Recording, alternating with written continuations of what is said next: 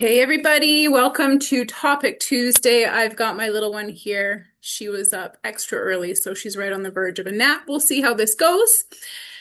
Today, on my first topic is one that I am very passionate about. It is nutrition. Not only the importance of nutrition with pregnancy and postpartum, but the importance of nutrition in your daily life. So, in saying that, if you know me, I'm carnivore. I do a little bit of animal based.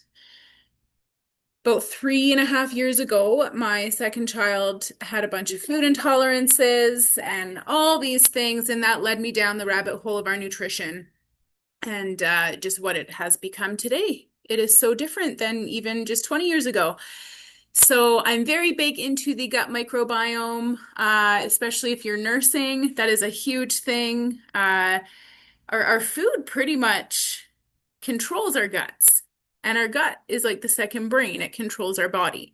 So if you have skin issues, even mental health issues, a lot of things can stem from our gut, which stems from our food.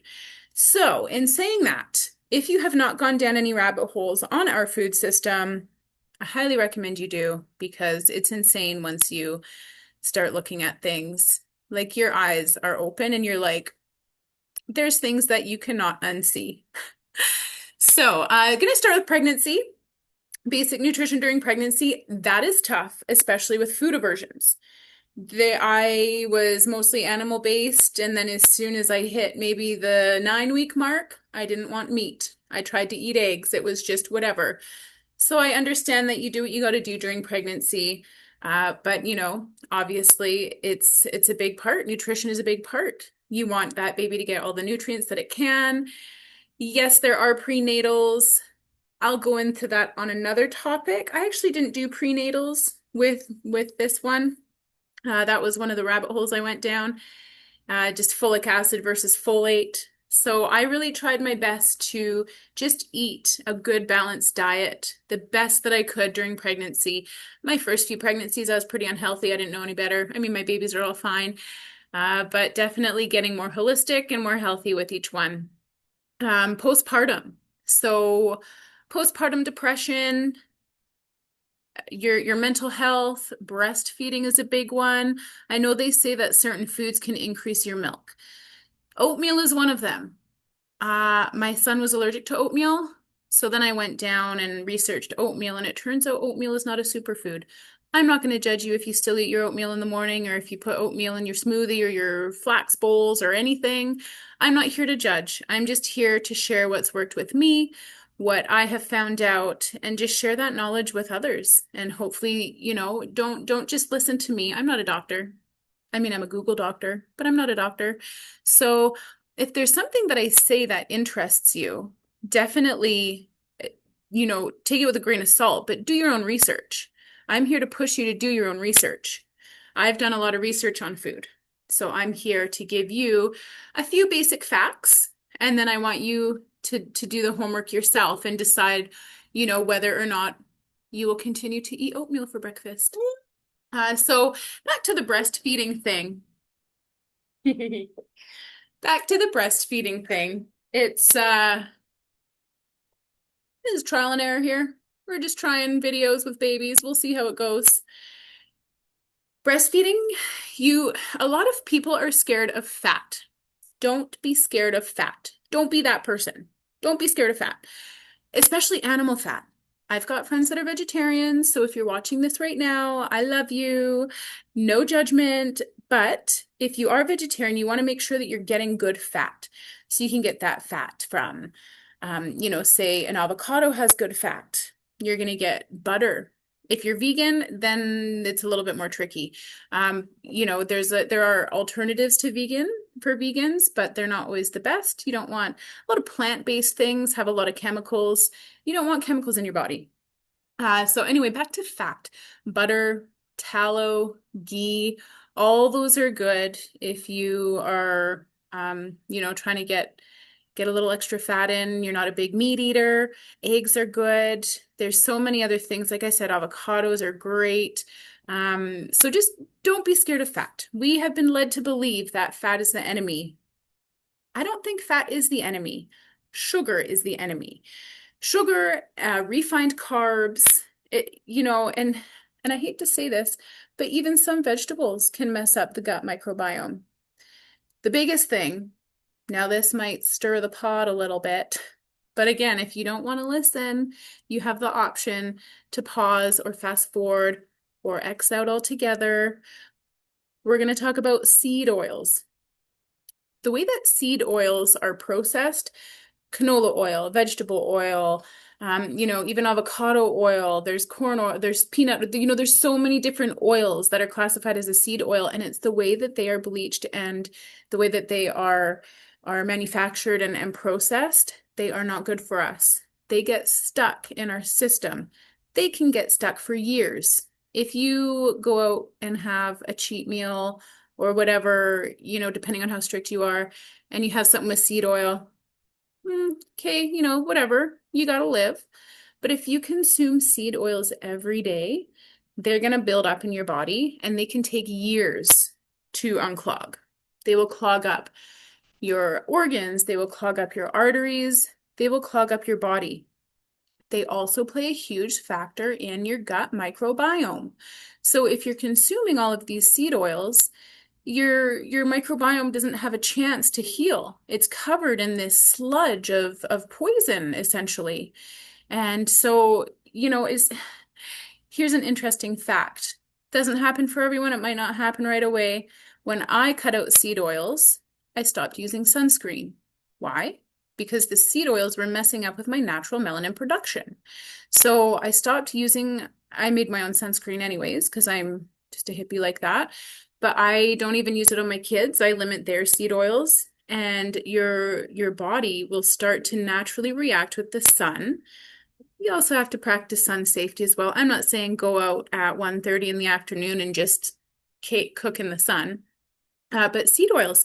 Also, when I cut out seed oils, bumps on my arms started to go down. My bowel movements got more regular. I'm not saying anything was perfect. I cut out a lot more than just seed oil, but when I first started with seed oils about 3 years ago, that is when I realized, like, wow, this is a huge difference. If you want to, there's a lot of good influencers on Instagram. There's Dr. Paul Saladino. He's done quite a few on seed oils, Animal Based Bay. There's Sean Baker, Steak and Butter Gal. There's a lot of people that I follow that I get resources and information from. And again, I get that information. I'm pretty sure it's true. They're credible sources, but I take that information and then I research it myself. So again, you don't want to listen to everyone on the internet. They say this or that, but they'll say things that will spark you, and then that should lead you to do your own research. That's what I want to do. I want to spark a few things in your brain where you're like, maybe I should learn more on that. So seed oils are a big part of nutrition, especially with postpartum. If you've suffered from even the baby blues, postpartum depression, postpartum anxiety, all that stuff, seed oils and diet can play a big factor. So I'm not saying you're going to be miraculously cured if you cut these seed oils. It kind of, goes with a few other things. But that would be, if I had to cut one thing from everyone's diet, it would probably be seed oils. So all you want to use, tallow, you can use lard. Watch out if you buy lard. A lot of it has BHT and some other additives. You just want straight up pork lard. You can also go to your local butcher and buy lard or suet or beef tallow and render it at home. There's a few different ways you can do that. Instapot, crock pot, on the stove in a double boiler. If you don't want the meat-based fats, you can use ghee, coconut oil. Coconut oil is kind of hit and miss. It wouldn't be my number one, but it's still better than a seed oil. Avocado oil you have to watch out for. There's a lot of companies and brands that have been tested for having soy. Shouldn't have soy in your diet. That'd probably be the second one I would cut out. First seed oils, then soy. I use butter and ghee quite a bit. Those are my main two. I do use a lot of tallow as well. I raise cows and lambs, so I've even made lamb tallow. I don't know if that would be the right term, but yeah, there's definitely alternatives to to seed oils. I know a lot of people probably have a big old jug of canola oil in their kitchen right now. Another oil I want to touch base on is olive oil. Your olive oil should be dark. It should be green. Okay? A lot of North American oils, they're not. YouTube or just Google Italian olive oil versus American olive oil. You will see the color difference is crazy. It's crazy. Europeans have such different standards when it comes to food. They really, I mean, I'm not saying they're perfect, but they have different standards. Even Mountain Dew and a bag of Doritos, you look at the ingredients from the States to Europe, they have less ingredients, less dyes, less chemicals. It really is insane. Gluten is another one. I haven't had gluten in a few months. That's one thing that I cut. I'm currently doing carnivore. If I do have like a cheat meal, it's an animal base. So a cheat meal for me is a little bit of fruit, maybe a date with some butter. But gluten was a big one. My son started getting rashes on his arms and his knees. And we cut out dairy, we cut out this, we cut out that. Nothing was working. It was gluten. So then just on a whim, I bought some fresh milled flour, made some cinnamon buns. He was fine, made some cookies. I made a lot for about 2 weeks. And it turns out that he can't have your standard flour. The flour industry is a whole different topic to go down. I will touch base briefly here, but our flour, again, is processed at such a high heat. It is void of any nutrients, and they take away the grain and all the good stuff that contains all the fiber and the nutrients, the vitamins, the minerals. They're taking that away from us. And you know where they put it? A lot of that just goes to animal feed. Farm animals are getting more nutrients in their food than we are as humans. Isn't that wild? If you want to spend a good half hour, going down a little rabbit hole, it would be our grain industry. Not only are the grains, as well as oatmeal, as well as a lot of things really, are sprayed with glyphosate, which just is not good. I know some of you might think, oh, whatever, pesticides, Roundup, blah, blah, blah. I'm fine. You might be fine today. That's fine. But there might be one day where you look back and you're like, that is a little bit messed up. So our flour industry, yeah, there's just so many different podcasts and videos on YouTube. You can, again, do your own research there. But so back in the day, they used to separate it. It was processed at such a high temperature, void of nutrients, and then people were getting sick when they started this. So then they started adding all the synthetic, niacin, folic acid, all that stuff back into the flour to try and up their nutrient profile again. But the thing with that is our bodies are not meant to digest synthetic vitamins and nutrients. We're supposed to get our vitamins and our nutrients and our minerals from food, good natural food. So a lot of people, it's not necessarily just the processing of the flour, it's the synthetic additives. Back to prenatals, that's why some women have issues with their prenatal vitamin. It's all synthetic vitamins. So yes, you need folate for pregnancy. You get the synthetic version, which is folic acid, which is also what you would find in your typical store-bought flour. That's not what you want. Your body doesn't metabolize it and absorb it good enough. And the stuff that it does absorb, it can mess you up. I have also read links on folic acid this is crazy, but again, this is my life. Folic acid has been not the main cause, but we see so many oral restrictions, tongue and lip tie. And I've seen research that the folic acid aids in tongue ties, and I wouldn't say aids in, but it causes tongue ties and lip restrictions, oral restrictions. You can have cheek ties. So usually all those should separate in utero and your baby should come out without any ties. But synthetic vitamins cause things to happen in the uterus to, to mess up or not happen naturally. Now, in saying that, I did I didn't take any prenatals with this one. I was super healthy. Probably one of my healthiest pregnancies. She still had a tongue and a lip tie. So, I can't say that it was from full folic acid.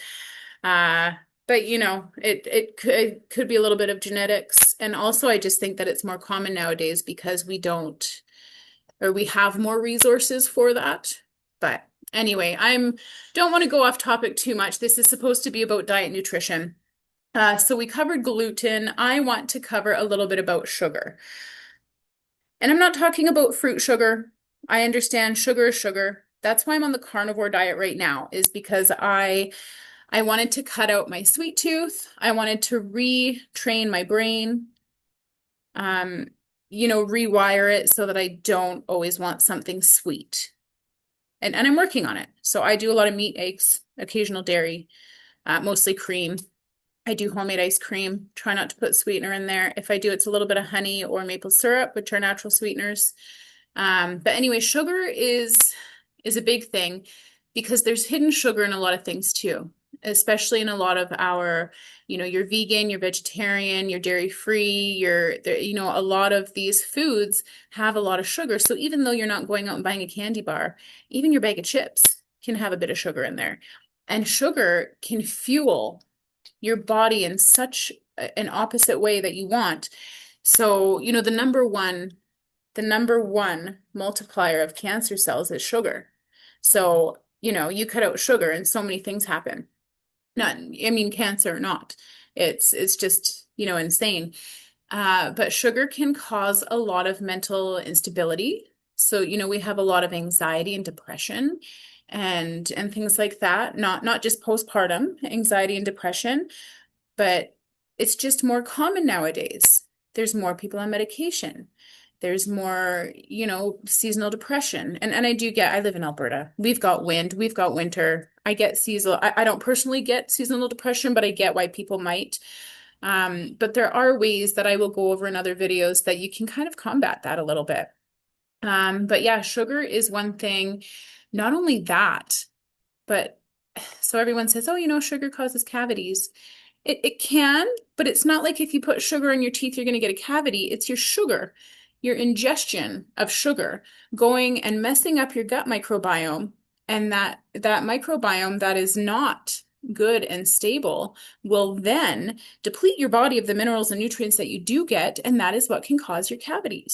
Again, not saying that it causes all cavities. But it's crazy because I do know that, there's the myths if you put your kid to bed with a bottle and things like that. If you did rub sugar all over your teeth every day, I'm sure, something bad would happen.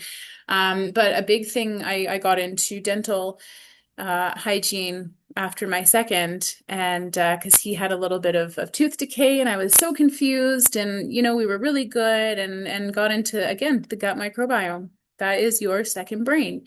Without a healthy gut, you truly cannot thrive. You cannot thrive. So many things can be harbored in there. Parasites, that'll be a different topic. I've got a friend that I will bring on for a little video on parasites one day. She's had a wild ride with that. And, it's crazy. But there's certain things you can do to heal your gut, to heal those parasites, heal everything, which essentially will heal your teeth, your skin, your eye health. I used to wear glasses. I read a book by Jacob Lieberman called Take Off Your Glasses and See. It's about therapy with taking your glasses off, eye exercises, all this, blah, blah, blah. But also, when I cut out seed oils, my vision changed. Insane what your diet can do for you. I feel like I'm just kind of jumping all over here with all these different topics. Again, I have my list of things I was going to go over, and I just get into a bit of a frenzy because I just want to share. It's not like I'm just reading from the internet, like this is this is that. I have gone through all of this personally. I have seen it firsthand, not just with myself, but with my children. So, it's once you see it with yourself or your children or a friend or family member, that is when it's a little more validating too, because you're like, whoa, this is insane. You know, like I cut out gluten and his rash goes away, but then I introduce fresh milled flour and it's fine. And then you start to think about that. My little one was allergic to oatmeal. Oatmeal is not a superfood. I know I said that, but I will never stop saying that. Veggies. Veggies is a big one. I know we were talking about sugar. Now we're going to talk about veggies. Veggies have oxalates. They are defense chemicals. And not saying all veggies are bad. I mean, if you eat veggies, that's fine. One sec. But if you are on a true journey to reset your gut, veggies may not be the best option for you. So we've got seed oils, gluten. Gluten you can test out with the fresh milled. Some might work, might not. But yeah, seed oils, gluten, sugar, processed sugar. If you want to bake or do something, try and use some honey. Get a fresh local honey from around you. The honey that is local to you as well will be exposed to your environment, which can help with allergies. That's a big one. You can use maple syrup for your sweetener. So yeah, cutting out your seed oils, your gluten, your sugar, and veggies if you want to work on your gut microbiome. I know veggies is a hard one because we were raised, eat your veggies. Fruit is okay for the most part because it's inviting and it's got flowers and it looks lovely. Veggies hide under the ground for a reason. They don't want to be got. They want to stay under there. They don't want you to be digging them up. I know that's crazy to wrap your mind around, but it's true. And you know what? The last one, and I hate to admit this, but my son does have a little bit of a dairy intolerance. So if you can get your hands on raw milk, I would highly recommend that. If you can't, then I would recommend trying to get a goat milk. Where I live in southern Alberta, we have a few health food stores. And so I get A2 milk every now and again, or I get low temperature pasteurized milk. I have gotten my hands on some raw milk from time to time. It's tough. It's risky business, y'all. But our dairy industry is another one. Once you've gone down the gluten and the flour industry, then you're going to take an afternoon, you're going to sit down on your phone or your computer, and you're going to look at how corrupt our dairy industry is.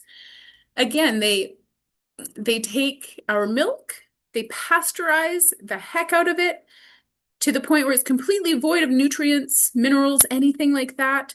Then they pump it full of synthetic vitamin D. We're not supposed to have synthetic vitamins. I know some of you take vitamins. Friends and family of mine take vitamins and they swear by them. Me personally, I think you're wasting your money because you're probably peeing out a lot of that because our bodies are not meant to absorb vitamins. We need bioavailable nutrients, which you get from meat. I said it. Meat is king. Sorry to my vegetarian friends and my vegan friends. But there are other options other than meat, that you can get nutrients from. But vitamins, I just feel like are not a big thing. So again, not only is our dairy not very good, but when they pump it full of that synthetic vitamin D, that can create a barrier for absorption for people, and that is what causes their intolerance to milk. So I get the low temperature pasteurized or the A2. My son seems to do all right with it. If I run out and I get a little thing of Dairyland, you can notice his guts are a little bit different. He gets little bumps on his arm. It's insane how quick it is. I'm not saying that everyone is like this. There might be someone who can eat store-bought flour and store-bought milk and eat all the sugar in the world. They might be 40, 50, even 60 years old and they're like, I'm fine. And that's great. Survivor bias, that's great. I'm glad that everything is good. But there are some people that don't have that ability to process all that junk and still be okay. And in reality, if you were to take those people in for an exam or a physical, what would you find deep down? And you know what? Maybe you wouldn't find anything. It's like those people that smoke and drink until they're 90. They're still drinking bourbon every day at 95. They're like, this is the key to life. It's not for everybody, though. Some of us actually want to treat our bodies good and put good food into our bodies. And I think that we are living in a time where people are becoming more aware of our food and, nutrients and just wanting to live healthy. You know, I had someone, oh, breakfast cereal, blah, blah, blah. Not saying that when I was a kid. I'm 37 years old. When I was a kid, I had breakfast cereal too. Cereal was a big thing. I'm sure it was not healthy back then. Certainly isn't healthy now, but it's made different now. Things are more processed. There's more chemicals. There's less real ingredients. I don't see this clearing up anytime soon. I feel like it's going to get worse before it gets better. The good thing is that there is more people that are homesteading, like myself, that are opening their eyes to our food system, that are trying to grow a garden, trying to mill their own flour. I've got goats out back that I would like to milk next year. Yeah, it's a lot of work, but when it comes to my health and especially my children's health, it makes a difference. I used to not be healthy. I always worried about calories instead of nutrients. I wanted to lose weight, always worried about calories, blah, blah, blah. Then I had my son. He had intolerances. He was allergic to everything. He was allergic to soy, dairy, oatmeal, even eggs at one point, all this stuff. It was intense. It was an intense year. And that's when I went down all of the little rabbit holes of our food industry. And it was crazy. And then it just kind of hit me. I was like, wow, these are my children. Like, why am I going to feed them junk all the time? Like when we go camping, yeah, okay, have some marshmallows. I have actually made homemade marshmallows though, and homemade graham crackers. It's a lot of work, but there are times where the kids do have treats. I'm not saying like I'm super stickler with, my kids only, eat this or that. They do still have treats, but I limit them and I limit packaged foods because the next time you are in public, take a look around, whether you are at work, at the park, in the store. Check out people's carts, check out people's lunches, check out what people have, because there's a lot of processed and prepackaged things out there. And it's sad. I just don't think a lot of parents are aware of how bad some of these things can be for our children. And again, no judgment. I get motherhood is tough. That's a big reason why I'm creating this whole series and all my videos and this and that is to help redefine motherhood. Like that old pioneer woman, churning my own butter and milking my goats.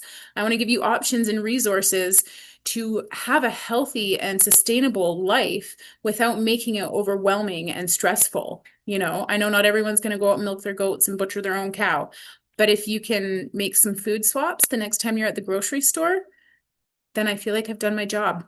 Go to the butcher, go grab 10 pounds of beef suet or beef fat, make your own tallow. It should be no more than $1.10 a pound. You're going to get a lot for $10. That's what you can deep fry and that's what you can fry your stuff in. I know butter is expensive, but there's so many alternatives. So let me know. Let me know in the comments or email me what you think about my little spiel on this video. Next time I'm going to follow my notes a little better so I'm not all over the map. But again, I wanted to start with this topic because it was one that I am so passionate about because I have seen firsthand the effects of food and our food system, not only on me, but on my children and my husband. My husband is a little behind on the food times. I can control what goes in my mouth and in my kids' mouths. But my husband, he loves a treat every now and again, and that's fine. But just educating. Educating is the main one, putting it out there. Because once you hear it, it's in there. I mean, you can try and unhear it, but if there's something that you can't unhear that is sticking with you still at the end of this video, I highly encourage you, after this is done, go do your research. If you want to prove me wrong, that's fine. I am always up to have people say, hey, I think you were wrong about that. Not that I want to be told that I'm wrong, but I'm always interested in other evidence and research and things like that because over my last 3.5 years, my information has just stacked and stacked and stacked. So I'm always open to new possibilities. Anyway, this is our half-hour point. So I thank you so much for listening to my Topic Tuesday. And if you have any feedback, again, feel free to message me. I will be posting this on YouTube, so you can comment below. And I will see you next Tuesday. So thank you so much, everybody, and you have a lovely day.